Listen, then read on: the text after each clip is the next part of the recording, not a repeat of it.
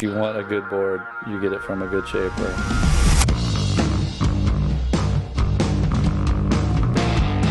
For me, what I want to do in kiting is I just want to ride a wave like I do surfing.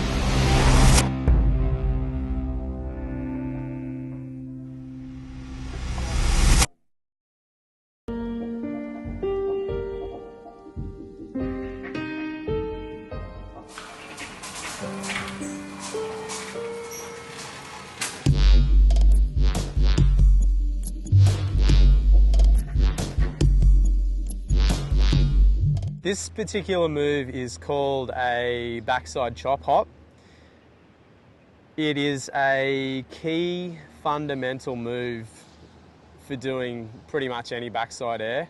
It's the simplest backside air to do, and it's really fun. So the conditions for doing these types of airs can be done pretty much in onshore all the way around to side shore. This particular day the wind is side onshore, a little bit more side shore. The first thing you want to do is point as far up wind as you possibly can and get as much speed as possible.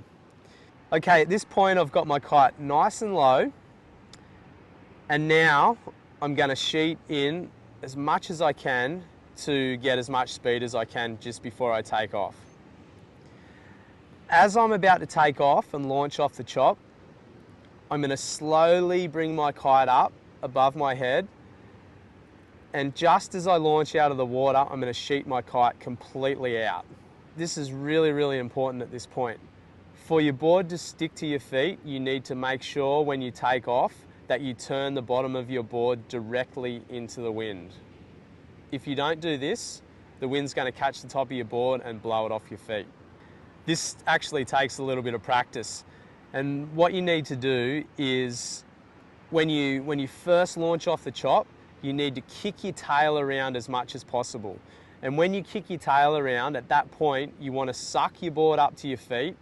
And the way, if you've done it correctly, what will happen is the wind will actually push your board up against your feet. So you'll know that you've done it right. When you're in the air, all it is a matter of is just keeping that board pointed in the direction the wind is coming, so it sticks to your feet throughout the entire move.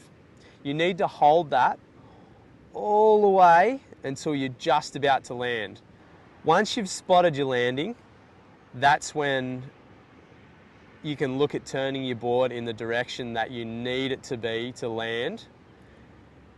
You'll see here that just before I land, I've extended my whole body out. My knees are my shock absorbers, so when my board impacts the water, I'm going to use them to make my landing nice and soft. You'll see when I'm landing, the kite is pretty much straight up above me. At that point, that's when you want to sheet back in, gain control of your kite, swoop it back down so you can keep moving along. So when you first start trying chop hops, just start out really small. You know, like just start out trying to get 1 foot off the water and then work your way up. A couple of other variations that you can throw in there once you've got comfortable, you know, just doing a standard chop hop is doing, you know, different types of grabs.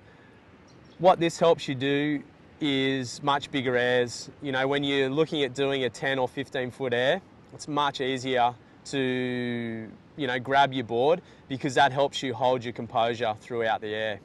And then also, you know, helps you if the wind is sort of blowing against your board or you aren't as precise as what you need to be.